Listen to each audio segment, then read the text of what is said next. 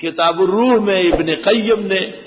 اور آب حیات میں مولانا محمد قاسم نانوتوی نے لکھا ہے کہ بوقت مرگ روح کے دو حصے ہو جاتے ہیں،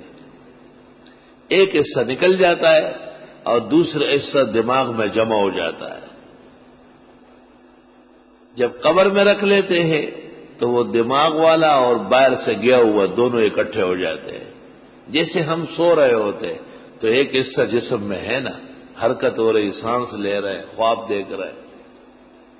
اور ایک حصہ جا چکا ہے، لیکن جب ہم جاگتے ہیں تو خواب ختم ہو کے وہ گیا ہوا حصہ بھی واپس آتا ہے۔ اگر وہ کبھی نہیں آیا تو بس لالا آج مر گیا، نیند سے اٹھا ہی نہیں۔ اور حدیث میں ہے کہ مردہ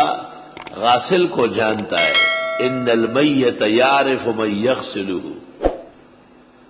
اور بخاری نے باب قائم کیا ہے باب قول المیت، یہ باب ہے کہ جنازے کے وقت مردہ باتیں کرتا ہے، ان کانت صالحۃ تقول قدمونی وان کانت غیرہا تقول یا ویلا یا ویلہا این تذہبون بی، اے افسوس کہاں لے کے جاتے ہو۔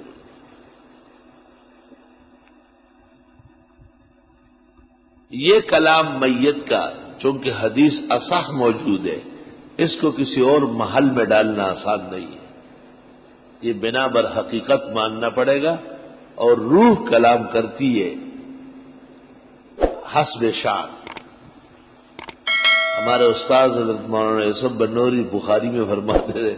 لوگ کہتے سنتے نہیں ہیں اور بخاری کہتے بولتے ہیں۔